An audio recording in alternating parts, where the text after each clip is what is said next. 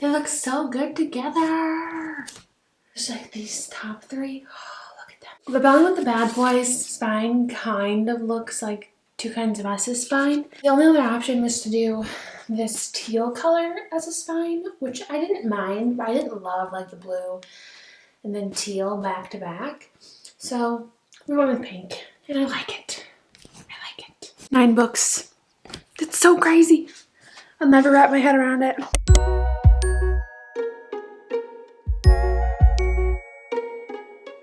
So, I went to a few places today. I went to Barnes & Noble, like you would have just seen in that clip, but I also did a little shopping. I went back to Home Goods because today's February 1st, and I'm like, I have to go back to Home Goods before they get rid of their Valentine's Day stuff and replace it with Easter stuff. It's too late. They already replaced it with Easter stuff. And I'm like, hello, Valentine's Day isn't even over yet. Who buys Valentine's Day stuff in January? Everybody buys it in February. So it's like, why would you get rid of it? But that was the reason why I went to Home Goods. And I also stopped at Hobby Lobby. And then, like I said, went to Barnes & Noble. But I got a few things. And I was going to do a haul for you guys. First off, I got this really cool thing. I've been needing it. We all know the state of my floors. It's a broom. But look how cute this is. It's pink. It's got this pretty like floral on the band, you know. Oh my gosh, it's perfect. I don't have a dustpan though. Didn't come with one. But that's fine. We'll find a We'll find a dustpan. You can use a piece of paper. You know, I'll make it work.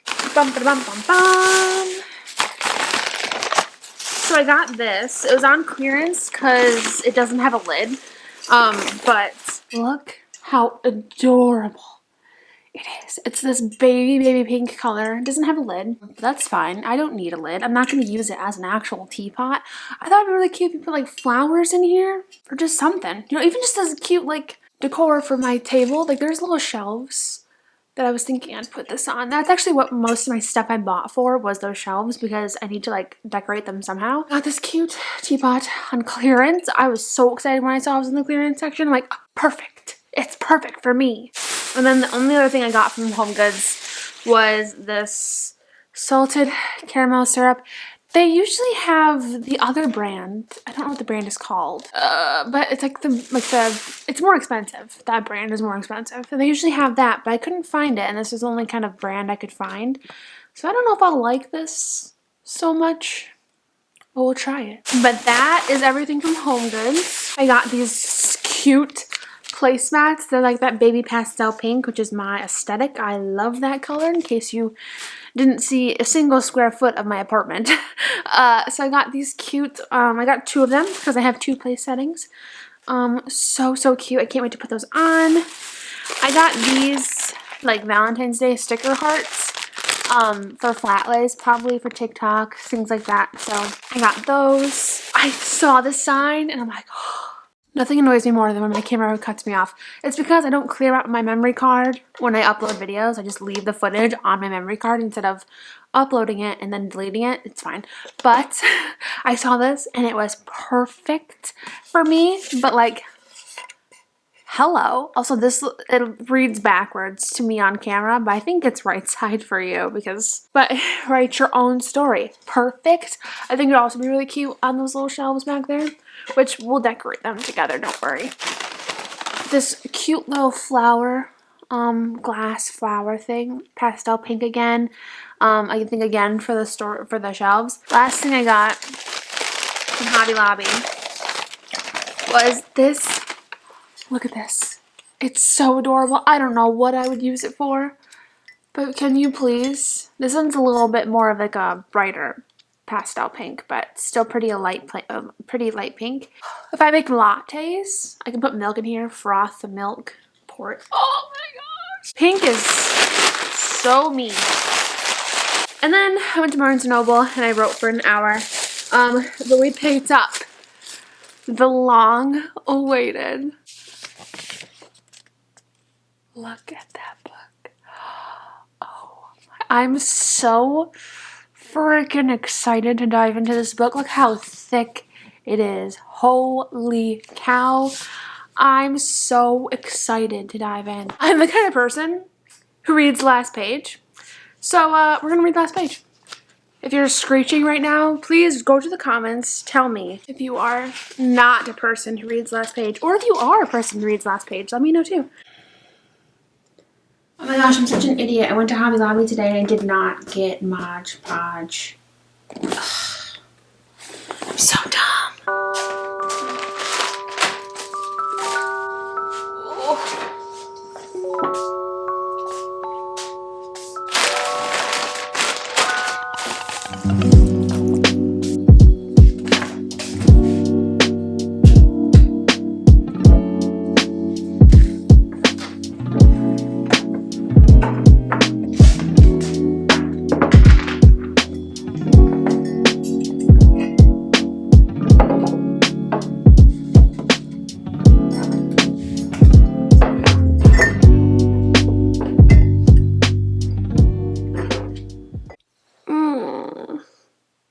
One thing I hate about my midday naps is that I miss my yummy sunset light that comes into my living room through the window.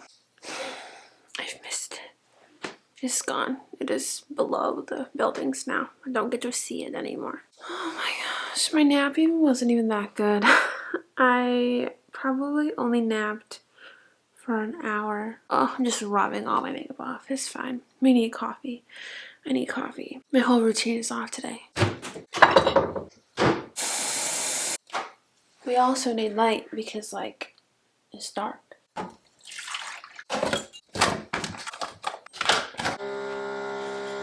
I walked into my house today after coming home from the bookstore, and my house didn't smell like anything, so I have not been lighting my candles nearly enough. I also need to close my curtains because I think my neighbors could probably see me. It's not that dark, but it's also not that bright either. I'm getting low.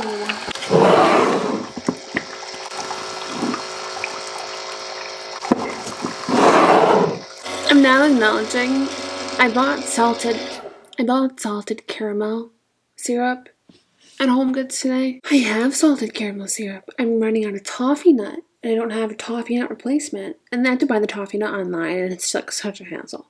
So like I should have bought one of the fun other flavors like white chocolate, cinnamon roll, glazed donut. Did I? No, I bought what I already have.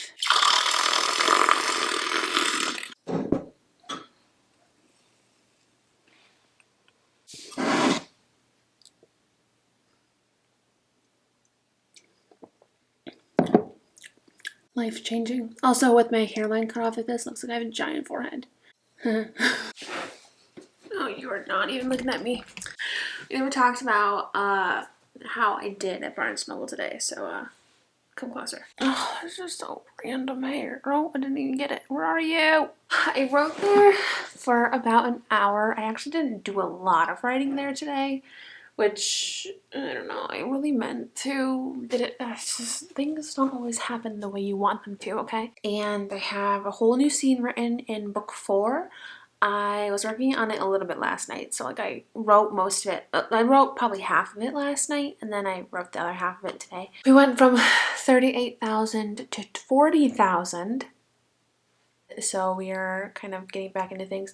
I actually had to check Dream About the Boy Next Door on something. I just have timeline things to confirm in Dream About the Boy Next Door for my characters' whereabouts. You guys, I think I've let it slip who the main characters of book 4 are, but like I don't really know for sure if I did. If I let it slip in a live stream and it was more so just like kind of private knowledge that I shared. I don't remember where I shared it. I don't know. It'll become evident in a few weeks when Rebelling with the Bad Boy is published and the next book is linked. So if we're at 40,000, we probably have at least, I'm going to say at least 40,000 plus more to write. If it's going to be on par with Rebelling with the Bad Boy, we have 60,000 more to write. My goal is to finish the first draft, to fast draft the first draft by February 15th. Do you think this girl can write 60,000 words in 14 days? That's gonna be a negatory. What even is that math? I have no idea. My phone's all the way over there. We are not going to get it. There's a calculator on here, ain't there? There it is. Okay, what is the math I wanted to do again? 60,000 divided by, oh no, not tip. Divided by, what is it, 14? Yeah, it's not gonna happen because that's 4,285 words a day. Let's say if I did like 40,000. 2,857. I would need like, oh my gosh, if I would think of it realistically, Sarah, if I did 10K days, if I wanted to get 60,000, I'd have to do 6 10K days. That's not gonna happen. Oh my gosh. It doesn't matter. That's really like a rough estimate because my editor can't get back with me until the end of March anyway because she has schedule conflicting issues for February and March. If I gave it to her at the end of February, I'm sure it wouldn't be a big deal, but that was my personal goal. Oh, I could die. I could die in this cup of coffee. Life-changing, but I would jump in that and die. I wanted to if I could, if I was little enough. It's just so good. And then of course, Chain of Thorns comes out and I like have to read it. I have a very small sliver of it read already. I also have another book that was sent to me that I have to blurb. And that's another thing I need to read. So I don't do that. Also, I rarely do that. The publishing company reached out to me and it sounded really, really cute. And so I'm like, okay. If I could marry a cup of coffee, it would be this one. Oh my gosh. I don't know why I'm acting this way. I never act that way over a cup of coffee. Maybe it's because it's like the first cup of coffee I've had today. Because I brought another one today. Wasn't very good. It's fine.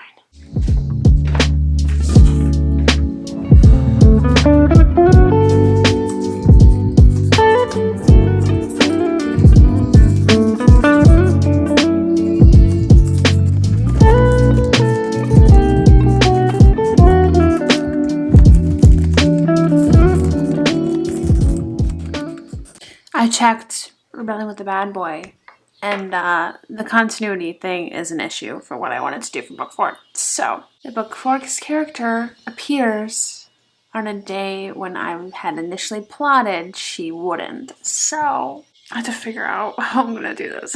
I don't really know how I'm going to do it, but it doesn't happen till the end. Act 3. Or the end of Act 2. And I'm at like the beginning of Act 2, so I'm really annoyed. I wanted it to work so perfectly. It was going good, and then there's one line, 3 words really, that put her there, and I'm like, crap. Also, book 4's main character, I think she's my favorite out of all of the main characters I've written so far. At least even just in the Most Likely To series, I think she is. She has this line, and I'm just like, girl, you're so good. Like, you know, then I realized, okay, I wrote that, so like it's not an actual person, but you know, it's fine. I